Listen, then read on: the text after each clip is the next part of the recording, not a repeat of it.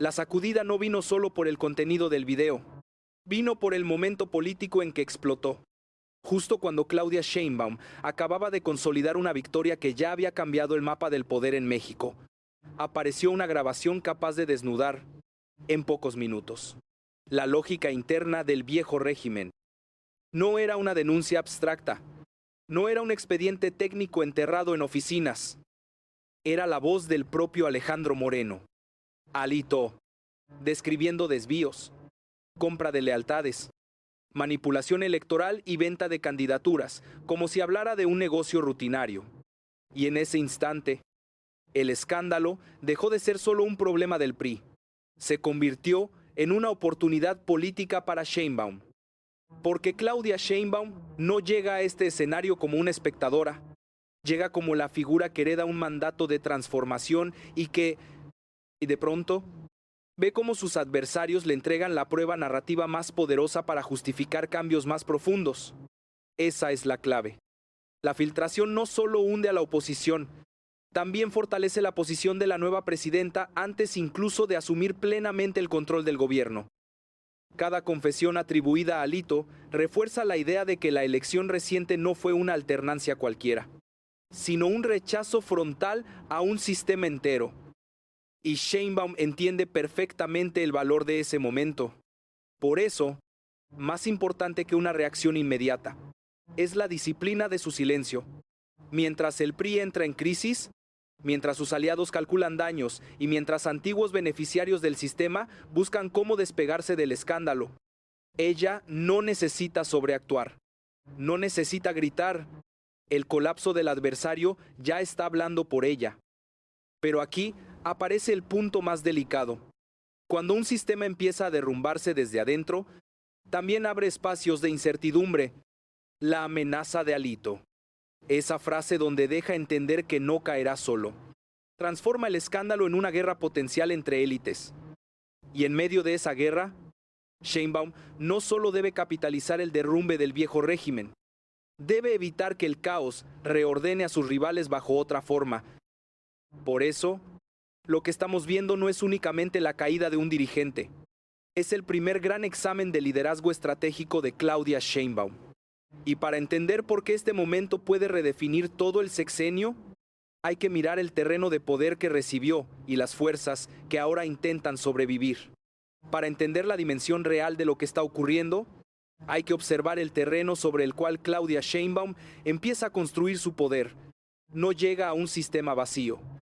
Llega a un ecosistema político profundamente marcado por décadas de control, negociación y complicidades que no desaparecen de la noche a la mañana, incluso después de una derrota electoral histórica. El PRI, aunque debilitado, no es simplemente un partido más. Es una estructura que durante más de 70 años moldeó instituciones, creó redes de lealtad y estableció una forma específica de ejercer el poder. Gobernadores, empresarios, operadores políticos y sectores mediáticos crecieron dentro de esa lógica. Y aunque muchos de ellos hoy intentan distanciarse del escándalo, siguen formando parte de ese entramado. Ahí es donde Claudia Sheinbaum enfrenta su primer gran dilema estratégico: destruir completamente esa estructura o administrarla mientras construye una nueva. ¿Por qué eliminar un sistema tan arraigado implica riesgos? Puede generar resistencia, fuga de capitales políticos o incluso alianzas inesperadas entre antiguos adversarios. Pero tolerarlo, aunque sea parcialmente, puede comprometer la legitimidad del cambio que prometió. El vídeo de Alito altera ese equilibrio. De pronto, lo que antes era una red de poder relativamente cohesionada se convierte en un campo de sospecha. Nadie sabe quién será el siguiente en ser expuesto. Nadie sabe qué documentos saldrán después. Y eso rompe la confianza interna del viejo régimen, que siempre se sostuvo más en la complicidad que en la ideología. Este es el momento donde Sheinbaum gana ventaja sin mover una sola pieza visible, porque mientras la oposición intenta contener el daño, ella observa cómo sus adversarios se fragmentan. Gobernadores que antes actuaban coordinadamente ahora emiten comunicados ambiguos. Legisladores comienzan a tomar distancia. Empresarios que financiaban campañas empiezan a reconfigurar sus alianzas. Y en ese proceso, el centro de gravedad del poder se desplaza. Pero hay un elemento aún más importante: la narrativa pública. Durante años, el discurso sobre fraude electoral, compra de votos y corrupción estructural fue objeto de disputa. Era una batalla de versiones. Pero con esta grabación, esa narrativa adquiere una dimensión distinta. Ya no es una acusación externa, es una confesión interna. Y eso cambia completamente el terreno político en el que Sheinbaum opera. Ahora, cualquier reforma que proponga no será percibida únicamente como una agenda ideológica, sino como una respuesta a un sistema que se ha expuesto a sí mismo. Sin embargo, ese mismo escenario también eleva las expectativas, porque cuando una líder recibe tanto capital político en tan poco tiempo, la presión por actuar se vuelve inmediata. La ciudadanía no solo espera continuidad, espera ruptura, espera resultados visibles, espera que el discurso de transformación se convierta en decisiones concretas. Y ahí aparece la tensión central. Si Sheinbaum actúa demasiado rápido, puede provocar una reacción defensiva de sectores aún poderosos. Si actúa demasiado lento, puede perder el impulso que este escándalo le está entregando. En ese delicado equilibrio se empieza a definir su estilo de liderazgo. Porque más allá del colapso del PRI, lo que está en juego es quién logra organizar el nuevo orden político. Y en ese proceso, cada movimiento cuenta, cada silencio también. Pero mientras el terreno se reconfigura, la presión no disminuye. Al contrario, aumenta. Porque el escándalo no se queda en la superficie. Empieza a generar reacciones internas, filtraciones, acusaciones cruzadas, movimientos silenciosos. Y ahí es donde el conflicto deja de ser mediático para convertirse en una batalla real por la supervivencia política. El momento en que todo cambia no es cuando se publica el video, es cuando comienzan las reacciones dentro del propio sistema. Ahí es donde el conflicto deja de ser un escándalo mediático y se convierte en una guerra interna. Porque la confesión de Alito no solo expone corrupción, rompe el pacto de silencio que sostenía al viejo régimen. Y cuando ese pacto se rompe, lo que emerge no es orden, es supervivencia. Gobernadores del PRI, figuras clave de la alianza opositora y operadores políticos comienzan a moverse con rapidez. Algunos intentan deslindarse, otros guardan silencio.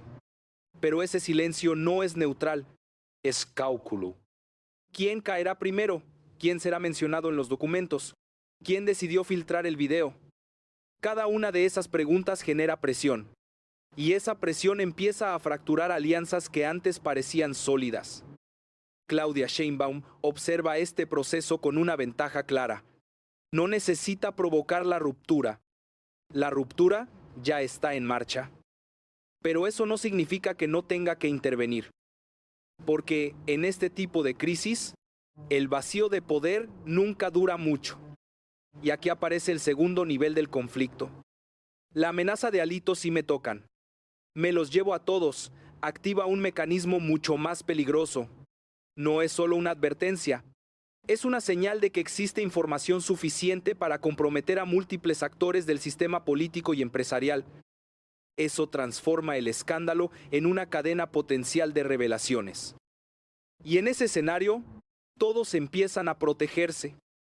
Algunos buscan negociar, otros intentan destruir pruebas, otros incluso podrían filtrar información antes de ser señalados.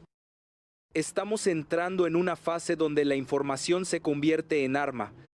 Y eso es exactamente lo que Claudia Sheinbaum debe gestionar con precisión.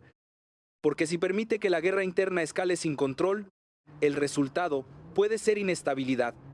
Pero si interviene demasiado pronto, puede parecer que está utilizando el escándalo como instrumento político.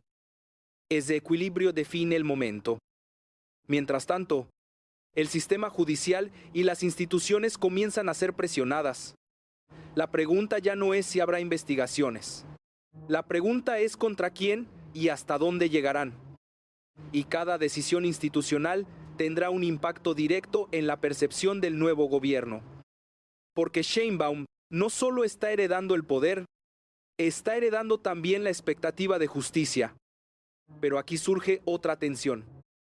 Muchos de los actores que hoy están en riesgo también tienen poder, recursos, influencia, capacidad de reacción. Y eso significa que la resistencia no será frontal, será estratégica. Filtraciones selectivas, campañas mediáticas, reconfiguración de alianzas. Todo empieza a moverse al mismo tiempo. Y en medio de ese movimiento, Claudia Sheinbaum enfrenta una pregunta clave: ¿dejar que el sistema colapse por sí solo o dirigir el proceso de desmantelamiento? Porque ambas opciones tienen costos y ambas tienen consecuencias. Pero lo que ya es evidente es que el conflicto ha cruzado un punto de no retorno. Y cuando eso ocurre en política, ya no se trata de contener el daño. Se trata de decidir quién controla lo que viene después. Aquí es donde la figura de Claudia Sheinbaum deja de ser solo la beneficiaria del contexto y se convierte en la arquitecta del siguiente movimiento. Porque hasta ahora, su mayor ventaja ha sido observar cómo el viejo régimen se fragmenta. Pero en política, observar no es suficiente. Llega un punto en el que no actuar también es una decisión. Y ese punto ya ha llegado. La clave está en entender que Sheinbaum no enfrenta un solo problema, enfrenta tres al mismo tiempo. Primero, la descomposición interna de la oposición. Segundo, la expectativa social de justicia inmediata. Y tercero, la necesidad de consolidar un nuevo orden sin generar caos. Y para equilibrar esos tres factores, su estrategia no puede ser improvisada. Debe ser escalonada. El primer movimiento es narrativo. Sheinbaum no necesita construir un discurso desde cero. El propio sistema le ha entregado la narrativa. Corrupción. Es fraude, manipulación. Todo está documentado, confesado, expuesto. Lo que ella hace es más sutil. Refuerza la idea de que el cambio no es opcional, es inevitable. Y eso le permite posicionarse no como una figura que ataca a la oposición, sino como una líder que responde a una realidad que ha quedado al descubierto. Ese matiz es fundamental, porque le da legitimidad a cada paso que viene después. El segundo movimiento es institucional. Aquí es donde el verdadero poder entra en juego. Investigaciones, auditorías, procesos judiciales no pueden parecer persecuciones, deben presentarse como consecuencias naturales de la evidencia. Y eso exige control. Control del ritmo, control de los tiempos, control de qué casos avanzan primero. Porque no todos los golpes se dan al mismo tiempo.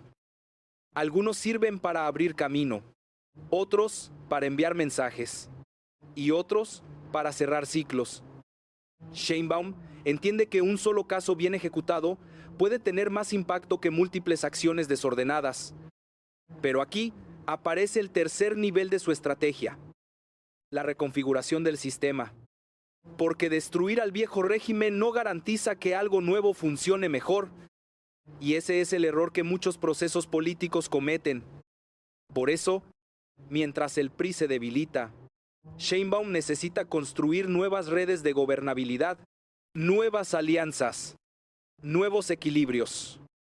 No todos los actores del sistema anterior desaparecerán. Algunos se adaptarán, otros cambiarán de posición, otros buscarán integrarse al nuevo orden. Y decidir quién entra y bajo qué condiciones es una de las decisiones más delicadas de todo su gobierno. Aquí no se trata solo de castigar el pasado. Se trata de diseñar el futuro y en ese diseño, cada inclusión o exclusión tiene consecuencias.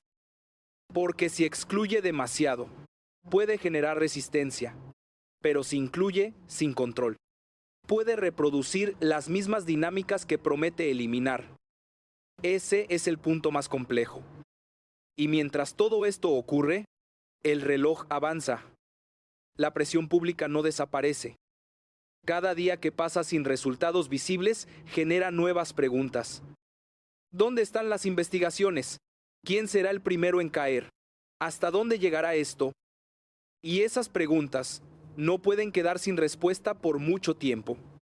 Por eso, la estrategia de Sheinbaum no es solo política, es también temporal. Saber cuándo actuar es tan importante como saber cómo hacerlo. Y en este momento, todas las señales indican que la siguiente fase ya está en preparación, porque cuando una estructura empieza a colapsar, alguien tiene que decidir cómo se reconstruye. Y Claudia Sheinbaum ya está tomando esa decisión. Las consecuencias ya no son hipotéticas, ya están empezando a tomar forma. Lo que comenzó como una filtración explosiva se está transformando en una reorganización profunda del sistema político mexicano.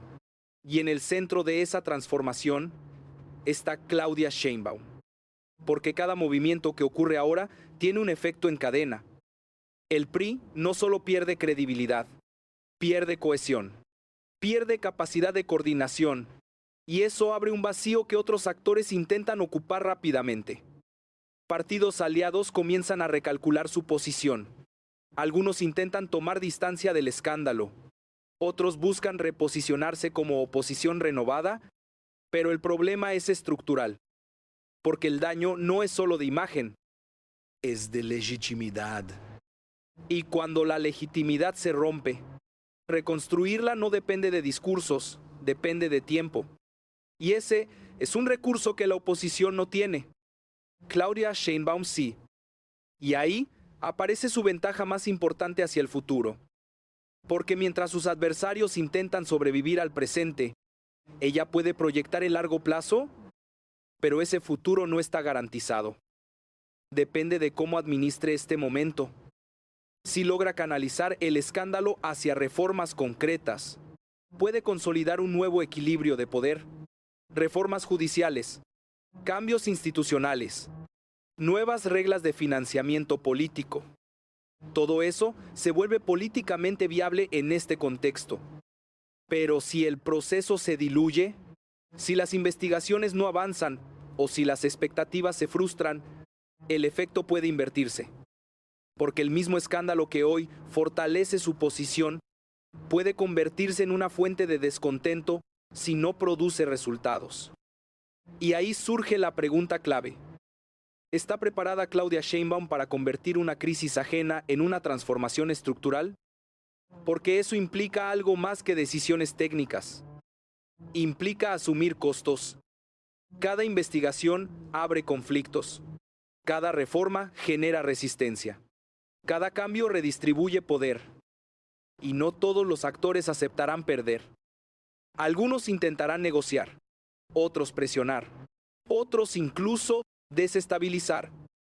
Y ese es el verdadero desafío del futuro inmediato. Porque el sistema no desaparece, se adapta. Mientras tanto, el efecto dominó continúa. Nuevos nombres empiezan a circular. Nuevas tensiones aparecen dentro de la oposición. Y el miedo comienza a jugar un papel central. Nadie sabe quién será el siguiente. Y esa incertidumbre paraliza, pero también provoca movimientos desesperados. Y en política, los movimientos desesperados suelen generar errores. Errores que pueden acelerar aún más la caída de estructuras completas. Claudia Sheinbaum observa ese proceso con una posición privilegiada, pero también con una responsabilidad enorme. Porque en este punto, ya no se trata solo de aprovechar la crisis. Se trata de definir qué tipo de sistema surgirá después. Y esa definición marcará no solo su gobierno, sino el rumbo político de México en los próximos años. Pero todo esto nos lleva inevitablemente a una última cuestión. Una pregunta que no solo define el presente, sino el desenlace de toda esta historia. La historia no termina con la caída de un hombre. Nunca ha sido así en política. Lo que estamos presenciando es algo mucho más profundo. Es el momento en que un sistema pierde el control de su propia narrativa y otro comienza a escribir la siguiente etapa. Claudia Sheinbaum se encuentra exactamente en ese punto. No como espectadora, no como beneficiaria pasiva, sino como la figura que debe decidir hasta dónde llega esta transformación. Porque la confesión de Alito no solo expuso el pasado, abrió una puerta hacia la reconstrucción del poder, pero toda reconstrucción implica una decisión incómoda: qué se destruye por completo y qué se reutiliza. Y esa decisión no es técnica, es política. Si Sheinbaum impulsa una ruptura total, puede consolidar una nueva legitimidad histórica, pero también puede generar una reacción de sectores que aún conservan poder real. Si opta por una transición más gradual, puede mantener estabilidad, pero corre el riesgo de que el sistema anterior se infiltre en el nuevo. Ese es el dilema final. Y en ese dilema, cada movimiento será observado, analizado y juzgado, porque las expectativas ya no son normales. Después de una revelación de esta magnitud, la sociedad no espera ajustes. Espera cambios visibles, espera consecuencias, espera justicia. Y ahí es donde todo se define.